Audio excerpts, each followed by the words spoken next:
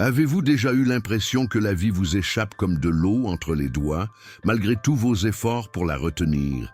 Vous êtes-vous déjà regardé dans le miroir et rendu compte que vous vivez dans une course sans fin, accumulant des soucis, des attentes et des désirs qui ne se réalisent jamais?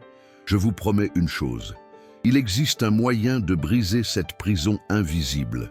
Il ne s'agit pas d'un manuel moderne d'auto-assistance, rempli de phrases toutes faites, mais d'une philosophie brute, forgée dans le silence de la solitude, dans la poussière des batailles et dans le poids de l'existence elle-même.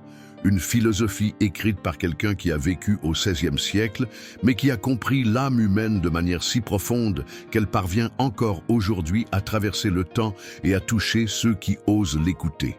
Son nom est Miyamoto Musashi, né en 1584.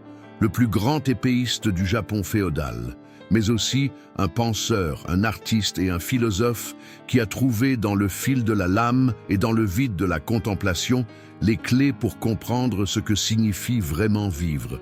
Musashi n'est pas seulement un personnage historique lointain, il est l'incarnation d'un paradoxe.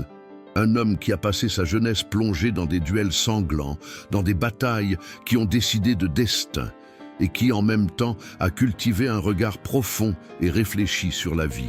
Un guerrier qui a découvert, entre les coups d'épée et les silences solitaires, que le véritable ennemi n'était jamais devant lui, mais en lui.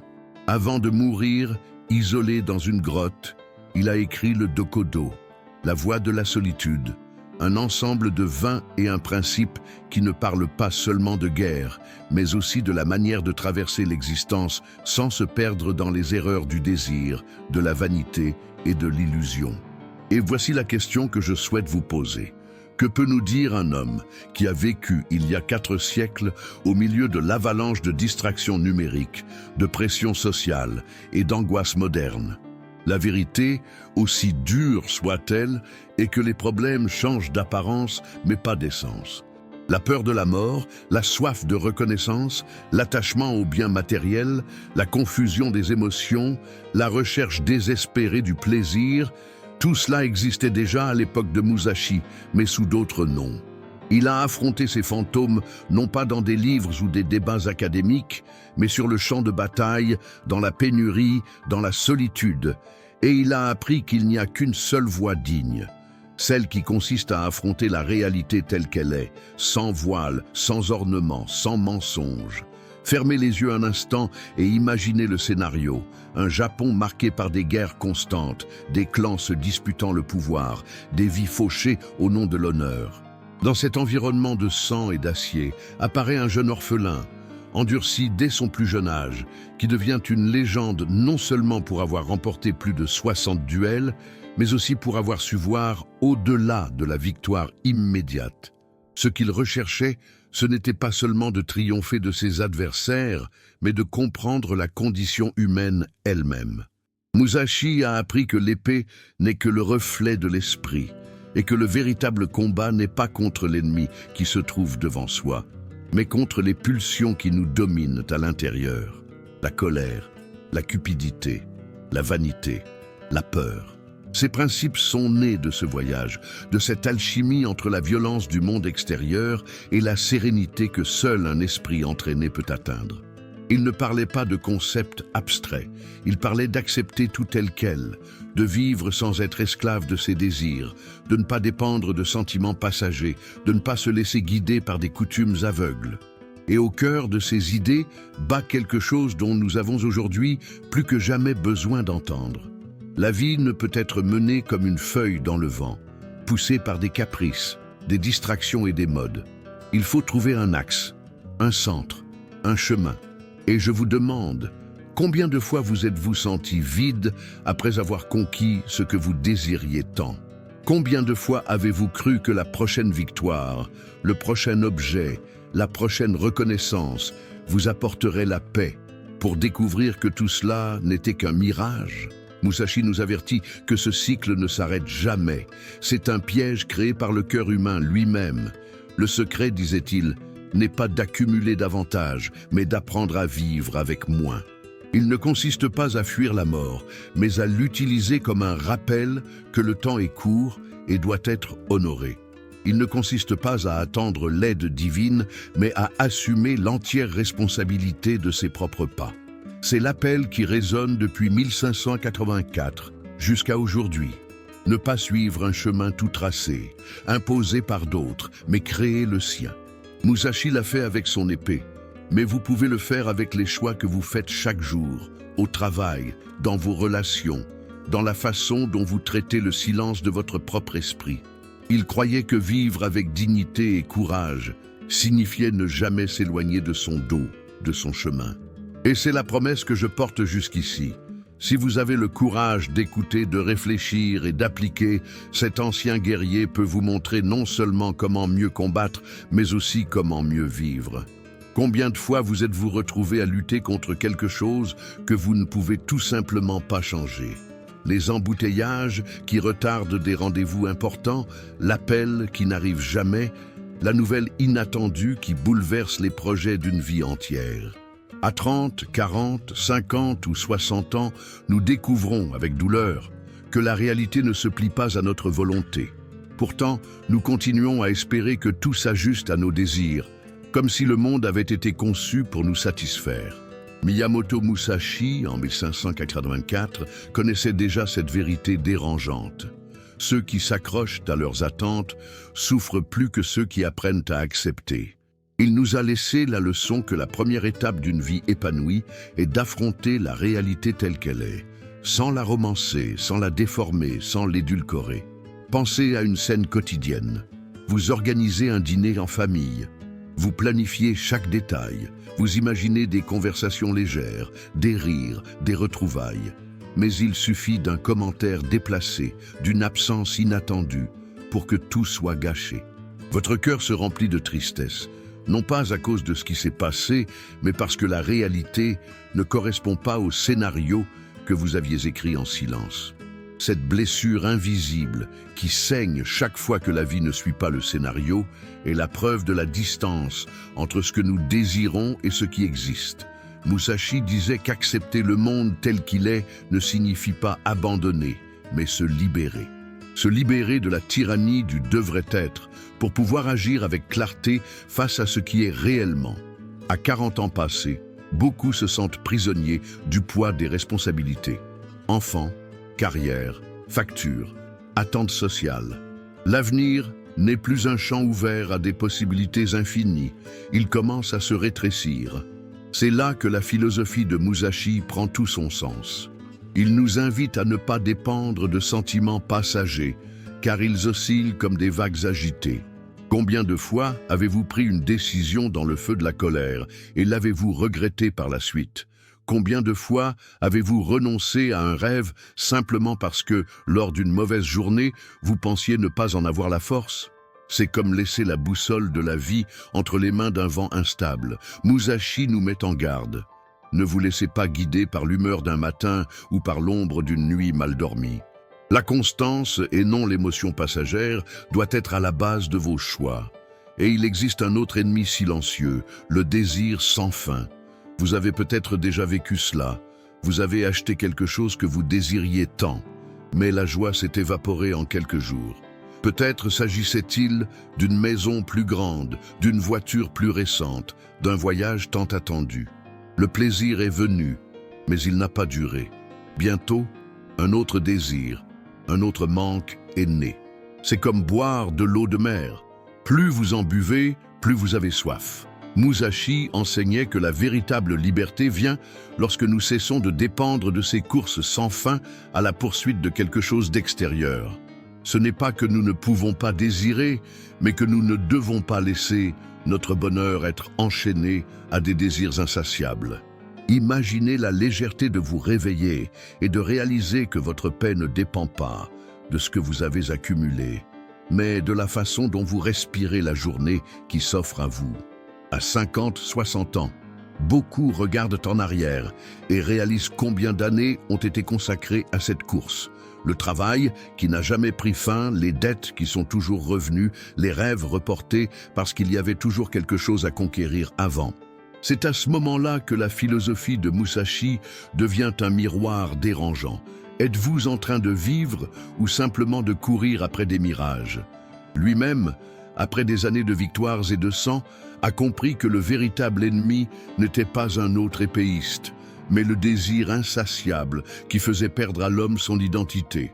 C'est dans le silence d'une grotte, vers la fin de sa vie, qu'il a écrit sur le détachement, non pas comme un renoncement amer, mais comme un moyen de vivre avec dignité. Et c'est peut-être là que réside la blessure la plus profonde de notre époque. La croyance que nous devons toujours être satisfaits, toujours heureux, toujours conquérir quelque chose de nouveau. C'est un mensonge sophistiqué, vendu sur des écrans brillants et dans des publicités qui nous disent que le prochain produit, la prochaine expérience, la prochaine étape comblera le vide. Mais, comme Musashi l'a compris il y a des siècles, le vide ne se comble pas à l'extérieur, il se comble à l'intérieur. Lorsque nous ne dépendons pas de sensations éphémères, lorsque nous acceptons ce que nous ne contrôlons pas et que nous ne nous laissons pas asservir par le désir, nous trouvons quelque chose de rare, la sérénité. Pensez à votre propre vie. Combien de moments de paix ont été détruits par l'attente qu'ils devraient être différents? Combien de bons souvenirs ont perdu leur force parce que vous êtes restés prisonniers de ce qui manquait? La philosophie de Musashi est un appel à lâcher ces liens invisibles. Il ne s'agit pas de résignation apathique, mais de courage. Le courage d'affronter la réalité sans phare et de dire « j'accepte et je vais de l'avant ». C'est le premier coup d'épée, non pas contre le monde, mais contre l'illusion. Il y a une séduction dangereuse dans le plaisir. Il se présente comme une récompense, comme une consolation, comme une justification pour les jours de lutte. Un verre de vin, à la fin de la soirée, l'achat impulsif qui semblait nécessaire, la relation dans laquelle le cœur s'abandonne sans percevoir les risques. À petite dose, tout semble inoffensif. Mais Miyamoto Musashi, qui vécut en 1584 et traversa la vie non seulement en tant que guerrier, mais aussi en tant que philosophe, nous mettait en garde. Le plaisir, lorsqu'il est recherché pour lui-même, se transforme en chaîne. Il devient un cycle qui n'alimente pas mais épuise. Combien de fois avez-vous ressenti ce vide juste après avoir atteint quelque chose que vous désiriez tant? Musashi ne parlait pas du plaisir comme d'un ennemi, mais comme d'une épreuve. Le problème ne réside pas dans le vin, l'affection ou le repos, mais dans le fait de livrer notre liberté intérieure à l'instant présent. Il a écrit que nous ne devons pas rechercher le plaisir pour le plaisir, car cette voie nous éloigne de nous-mêmes. C'est comme une addiction silencieuse. Elle apporte d'abord du réconfort, puis en demande toujours plus, jusqu'au jour où ce n'est plus vous qui décidez, mais l'habitude elle-même. À une époque où nous sommes bombardés d'écrans, de publicités et de notifications qui nous offrent des microdoses de satisfaction à chaque minute, cet enseignement semble presque prophétique. Sommes-nous encore capables de distinguer ce qui nous nourrit vraiment de ce qui ne fait que nous anesthésier? Il en va de même pour les émotions qui nous transportent le plus, l'amour et la luxure. Musashi mettait en garde contre le danger de se laisser guider par elles comme si elles étaient des boussoles infaillibles. Combien d'histoires connaissez-vous? Peut-être même la vôtre, où quelqu'un a abandonné un chemin parcouru depuis des années à cause d'une passion soudaine? Combien de fois une décision importante a-t-elle été prise dans le feu de l'action pour se révéler être un piège quelques mois plus tard? Cela ne signifie pas qu'aimer est mal ou que la passion n'a pas de beauté. Mais Musashi nous invite à aimer de manière lucide, sans aveugler notre cœur face aux conséquences. L'amour conscient, celui qui naît de valeurs solides, est différent de la passion débridée qui nous pousse vers l'abîme. Avez-vous déjà vécu cette différence dans votre propre chair? Partager cela peut aider d'autres personnes à reconnaître leur propre chemin. Une autre provocation de Musashi semble encore plus radicale. En toute chose, n'ayez pas de préférence. À première vue, cela semble impossible. Comment vivre sans préférence? Comment ne pas choisir entre les saveurs, les lieux, les personnes? Mais la profondeur va au-delà de la surface. Il ne nous demande pas d'être indifférents, mais de ne pas rester prisonniers des goûts particuliers que nous avons créés. Lorsque vous ne pouvez être heureux que dans un restaurant spécifique, avec la compagnie idéale, dans un cadre parfait, vous perdez la chance de découvrir la richesse de l'inattendu. C'est comme voyager en croyant que la beauté n'existe qu'à destination, alors que souvent, la route recèle des paysages qui ne se reproduiront jamais. Ne sommes-nous pas prisonniers d'un catalogue de préférences que nous avons nous-mêmes inventé? Et si la véritable liberté consistait justement à pouvoir apprécier ce qui se présente sur le chemin sans exiger que tout soit toujours comme nous l'avons prévu? Un plat simple, un café avec quelqu'un d'inattendu, un silence inconfortable qui peu à peu se transforme en réflexion. Musashi nous invite à développer notre capacité à trouver un sens à tout, et pas seulement à ce qui correspond à nos caprices. Pensez-y. Combien de temps avez-vous perdu à vous plaindre parce que les choses ne se sont pas passées comme vous le souhaitiez? Un autre de ces principes, apparemment banals, renforce cette même idée. Ne recherchez pas le goût des bons plats. Il ne s'agit pas de régime ou de restriction, mais de prendre conscience que nous passons notre vie à courir après des expériences toujours plus intenses, comme si la simplicité ne suffisait plus. En 2025, nous vivons à une époque où même la nourriture est devenue un spectacle. Des plats élaborés, des restaurants qui coûtent une fortune, des expériences qui promettent non seulement de satisfaire la faim, mais aussi de conférer un certain statut. Musashi disait que la sagesse consiste à profiter de l'essentiel. L'eau pure, le riz simple, le pain partagé. Car c'est là, dans la simplicité, que réside la véritable gratitude. Êtes-vous encore capable de trouver de la beauté dans les choses ordinaires ou avez-vous toujours besoin de quelque chose d'extraordinaire pour vous sentir vivant? Cette réflexion n'est pas une attaque contre le plaisir ou la beauté de la vie, mais un appel à prendre conscience du risque caché de devenir dépendant de ceux-ci. Lorsque vous apprenez à vous détacher, chaque expérience cesse d'être une obligation et devient un cadeau. Le plaisir ne disparaît pas, mais se purifie. L'amour ne disparaît pas mais mûrit. La nourriture ne perd pas son goût, mais est célébrée dans sa simplicité. C'est comme si toute votre vie prenait de nouvelles couleurs, parce que vous avez cessé d'exiger qu'elles s'inscrivent dans les moules étroits que vous avez vous-même créés. Il y a une scène peu connue de l'histoire de Miyamoto Musashi, né en 1584, qui en dit plus long sur sa philosophie que n'importe quel duel. À un âge avancé, vivant dans l'isolement d'une grotte, il aurait rejeté les cadeaux luxueux que ses disciples lui apportaient, vêtements coûteux, armes ornées, aliments rares. Ce n'était pas par arrogance, mais par conviction. Musashi savait que tout cela ne lui apportait rien d'essentiel. La proximité de la mort lui avait clairement montré que le poids des possessions est, dans de nombreux cas, le plus grand obstacle à une vie libre.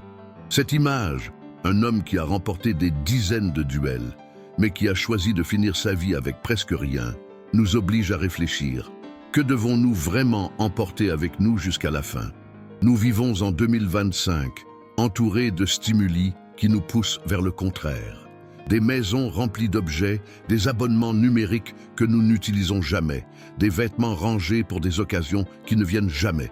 La société crée l'illusion que chaque objet acquis est une pierre angulaire de l'identité. Mais l'effet est inverse. Plus nous accumulons, plus il devient difficile d'entendre notre propre voix. Musashi a écrit « Ne gardez pas ce qui n'est pas nécessaire ». Une phrase courte, mais qui semble aujourd'hui presque révolutionnaire. Combien d'heures de votre vie avez-vous passé à entretenir des choses que vous touchez à peine? Combien de sacrifices avez-vous fait pour entretenir des symboles qui ne vous apportent pas la paix? C'est la première blessure qui l'ouvre, la compréhension que l'accumulation est une forme sophistiquée d'emprisonnement. Mais il y en a une deuxième, encore plus troublante. Musashi affirmait que nous ne devrions pas agir uniquement en fonction des coutumes ou des croyances héritées. Il voyait dans la répétition aveugle l'un des plus grands ennemis de l'authenticité. Au Japon de son époque, suivre les traditions était presque obligatoire. Mais il osait dire que la vérité de chaque être humain ne pouvait être déterminée par des règles externes. Pensez à votre vie. Combien de choix avez-vous fait simplement parce que c'était ce qu'on attendait? Votre carrière, votre mariage, votre maison, même les petits gestes quotidiens, étaient-ils vraiment les vôtres ou étaient-ils des chemins tracés par des voies qui vous ont précédés? Cette question peut être inconfortable, mais elle est inévitable. Et voici une anecdote intéressante. Dans différentes cultures, les plus grands penseurs ont également défié les traditions. Socrate a été condamné à mort pour ne pas avoir suivi la religion de la police. Giordano Bruno a été brûlé vif pour avoir remis en question les croyances de l'Église. Musashi, à son époque, n'a pas été exécuté, mais il a été isolé et critiqué précisément parce qu'il refusait de se plier à ce qui lui était imposé. C'est comme si toute l'histoire de l'humanité faisait écho au même avertissement. Vivre selon les attentes des autres peut être sûr, mais ne sera jamais épanouissant. Vous êtes-vous déjà demandé combien d'années vous comptez encore passer à vivre un scénario qui n'est pas le vôtre? Mais le principe le plus radical est peut-être celui que Musashi a laissé en parlant de la mort. Il disait « Ne craignez pas la mort ». Dans une culture comme la nôtre, obsédée par la jeunesse éternelle et les promesses d'immortalité technologique, cela semble presque inacceptable. Mais il ne s'agit pas d'affronter la mort avec froideur ou mépris. Il s'agit de la reconnaître comme une compagne constante, un rappel silencieux que chaque instant est unique. Une étude menée par l'université de Harvard montre que les personnes qui réfléchissent souvent à la finitude ont tendance à prendre des décisions plus significatives.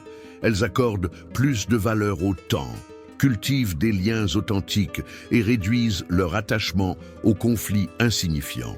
En d'autres termes, se souvenir de la mort est, paradoxalement, l'un des moyens les plus efficaces d'apprendre à vivre. Imaginez la scène. Un enfant construit un château de sable au bord de la mer. Il sait que les vagues vont le détruire, mais il investit quand même du temps, de la créativité et de la joie dans sa construction. C'est l'esprit que Musashi recherchait.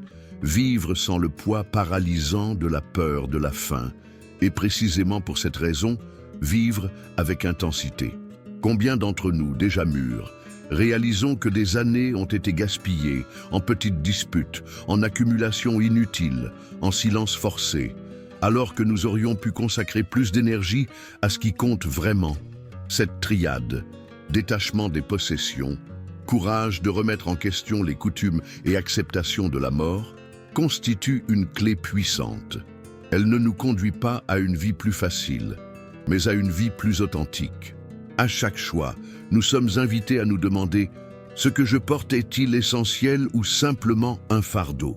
Ce chemin est-il le mien ou l'ai-je hérité de quelqu'un qui n'est pas moi? Cette vie que je mène est-elle pleine ou simplement une attente déguisée de l'inévitable? Peut-être que le grand tournant se trouve justement ici. Réaliser qu'il ne s'agit pas d'éviter la souffrance, mais d'apprendre à marcher léger en son sein. Musashi ne promettait pas le confort, mais l'intégrité. Il n'offrait pas de réponse toute faite, mais le courage de vivre sans masque. Et vous, face aux pertes inévitables et au passage silencieux du temps, arrivez-vous à accepter la vie telle qu'elle est, ou insistez-vous encore pour lutter contre ce que vous ne pourrez jamais vaincre? Il existe une force silencieuse qui détruit la vie de beaucoup, l'envie. Elle ne crie pas, ne se manifeste pas ouvertement, mais s'infiltre comme une ombre dans les relations et les choix. Miyamoto Musashi, qui vécut en 1584, la reconnaissait déjà comme une ennemie de l'esprit. Pour lui, envier l'autre, c'était gaspiller son énergie dans des combats qui ne seraient jamais gagnés, car cela détournait l'attention de sa propre voie. Au lieu de cultiver sa propre force, l'envieux se perd en regardant l'éclat des autres, oubliant que chaque être humain mène un combat unique. À une époque comme la nôtre, où les réseaux sociaux affichent quotidiennement des victoires éditées, il est facile de se laisser empoisonner par ce qui semble être la vie parfaite de l'autre. Mais Musashi nous enseigne que la véritable conquête consiste à arroser son propre jardin, même si personne ne le voit fleurir. Et quand la vie nous sépare de ce que nous aimons, quand l'absence s'installe et que nous sommes submergés par des pertes irréparables, Musashi a écrit « Ne soyez pas tristes des séparations. À première vue, cette phrase peut sembler froide, voire insensible, mais elle recèle une dure sagesse, celle que le cours de la vie est fait d'arrivée et de départ, et qu'il n'y a rien en notre pouvoir qui puisse empêcher cette marée. Perdre des amis, s'éloigner de ses amours, enterrer des membres de sa famille, tout cela est inévitable.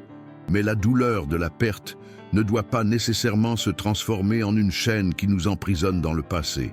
Il est possible d'honorer la mémoire sans se perdre dans l'absence. Il est possible de se souvenir sans laisser le deuil consumer la joie d'être en vie. Après tout, chaque séparation ouvre la voie à de nouvelles rencontres, même si elles sont encore invisibles. Avez-vous déjà vécu cette transformation? Avez-vous déjà ressenti comment l'absence, à un moment donné, a donné lieu à un nouveau regard sur la vie? Il existe encore un autre piège, le ressentiment. Garder rancune, c'est comme porter des pierres dans son sac à dos pendant une longue randonnée. Le poids s'accumule jusqu'à ce qu'il ne reste plus d'énergie pour continuer. Musashi nous mettait en garde contre le fait de nous accrocher à des plaintes ou à des blessures, car elles nous fixent dans un temps qui n'existe plus. Combien d'années de votre vie ont été consumées à ressasser mentalement l'injustice subie? Combien de dialogues jamais prononcés sont devenus des prisons intérieures qui rongent votre paix intérieure? Se libérer du ressentiment ne signifie pas oublier ou faire comme si rien ne s'était passé, mais rendre au passé ce qui appartient au passé. La vie n'attend pas, elle exige que nous avancions avec légèreté, sans devenir prisonniers de ce que nous ne pouvons pas réécrire. Un autre point de sa philosophie, apparemment étrange, est de ne pas s'attacher à l'endroit où l'on vit.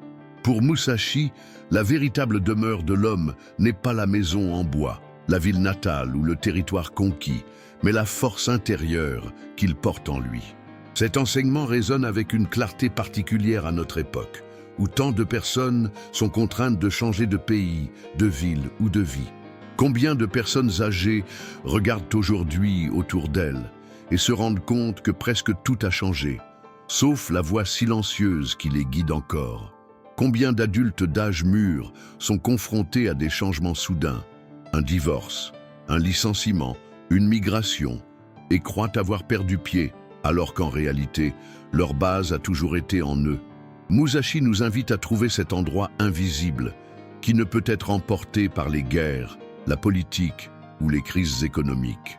La véritable patrie de chacun est la solidité de son âme. Et au cours de ce voyage apparaît une synthèse grandiose, vivre avec honneur. Musashi disait que l'on peut abandonner son corps, mais jamais son sens de l'intégrité. En d'autres termes, mourir est inévitable. Mais se trahir soi-même est facultatif. C'est peut-être la leçon la plus actuelle de toutes. Dans un monde qui récompense si souvent le mensonge, la manipulation et l'apparence, rester fidèle à ses propres principes est un acte de résistance. L'honneur n'est pas de la vantardise. Ce n'est pas une médaille sur la poitrine. Ce n'est pas une reconnaissance extérieure. C'est la certitude intime d'avoir été cohérent avec ses valeurs les plus profondes, même si personne ne les a applaudies. C'est le genre de richesse qui ne se mesure pas en monnaie, mais dans la dignité silencieuse qui accompagne chaque geste. En réunissant ces principes, vaincre l'envie, supporter la perte sans se détruire, lâcher prise sur le ressentiment, se détacher du lieu, vivre avec honneur. La philosophie de Musashi jette un pont entre la fragilité humaine et la force intérieure. Il nous montre que les conflits ne se résolvent pas en éliminant la douleur ou en conquérant l'impossible, mais en transformant la façon dont nous regardons l'inévitable. Au fond, la vie nous amènera toujours à traverser des rivières tumultueuses. Mais ce que Musashi propose, c'est que nous apprenions à traverser avec légèreté, avec courage et avec la sérénité de ceux qui savent que tout passe, sauf la vérité que nous portons en nous. Il arrive un moment où toute réflexion doit se transformer en action. Les mots peuvent ouvrir des fenêtres, mais c'est le geste qui franchit le seuil et transforme le paysage de la vie. Miyamoto Musashi, né en 1584, n'a pas écrit ses principes pour qu'ils soient simplement récités en silence ou admirés dans des pages anciennes. Il les a écrits à la fin de sa vie, dans l'isolement d'une grotte, comme un héritage pratique, un guide pour que n'importe qui, à n'importe quel moment, puisse avancer avec plus de clarté et moins d'illusions. Le Dokodo n'est pas de la poésie lointaine, c'est une boussole pour le quotidien. C'est maintenant à votre tour de transformer la réflexion en pratique, le doute en discipline, l'angoisse en courage. La première étape est l'exercice de l'acceptation. Cela semble simple, mais c'est l'une des plus grandes épreuves de la vie. Pendant une semaine au réveil, observez un détail qui n'est pas sous votre contrôle. Le temps, la circulation, l'attitude d'un proche. Au lieu de réagir avec irritation ou exigence, dites-vous « c'est comme ça ». Cette phrase, répétée en silence, est une épée invisible qui coupe toute résistance inutile. Peu à peu, vous vous rendrez compte qu'une grande partie du poids que vous portez ne vient pas de la réalité elle-même, mais de la lutte contre celle-ci. Cette pratique n'élimine pas les problèmes, mais elle vous donne la clarté nécessaire pour les affronter en gaspillant moins d'énergie. Ensuite, pratiquez le détachement conscient. Regardez votre maison, votre bureau, l'espace que vous occupez. Choisissez un objet qui n'a plus de fonction réelle dans votre vie et débarrassez-vous-en. Donnez-le, revendez-le ou jetez-le simplement. Ce geste, même s'il est petit, symbolise quelque chose de beaucoup plus grand. La décision de ne porter que le nécessaire. Faites-en une habitude hebdomadaire. Tout comme Musashi refusait les armes et les possessions qui ne lui servaient pas, vous apprendrez à marcher plus léger sans que l'excès ne définisse qui vous êtes. Un autre exercice puissant est celui de la pause émotionnelle. Lorsque vous ressentez une colère, un désir ou une tristesse intense, avant d'agir ou de répondre, respirez profondément 3 fois. Seulement 3. Cette courte pause interrompt l'impulsion de réagir et ouvre la voie à un choix plus conscient. La vie change lorsque nous cessons d'être ballottés par les vents des émotions et que nous commençons à tenir la barre, même en mer agitée. C'est dans cet espace de pause que naît la liberté intérieure. Cultiver la simplicité est également une pratique essentielle. Essayez, une fois par semaine, de remplacer l'excès par l'essentiel. Un repas simple en silence, une promenade sans écouteurs, un café sans distraction. Ces expériences apparemment insignifiantes redonnent à l'esprit une qualité oubliée, la capacité de trouver de la beauté dans ce qui est ordinaire. C'est la simplicité qui enseigne la gratitude. C'est le silence qui enseigne l'écoute. Avez-vous déjà remarqué à quel point l'extraordinaire perd de son éclat lorsque nous ne savons pas apprécier l'ordinaire ? Et n'oubliez pas de réfléchir à la mort. Cela peut sembler sombre, mais c'est libérateur. Chaque jour, à la fin de la soirée, prenez 2 minutes pour réfléchir. Si c'était mon dernier jour, qu'aurais-je manqué d'essentiel ? Cette pratique n'a pas pour but de susciter la peur, mais de rappeler l'urgence de vivre avec authenticité.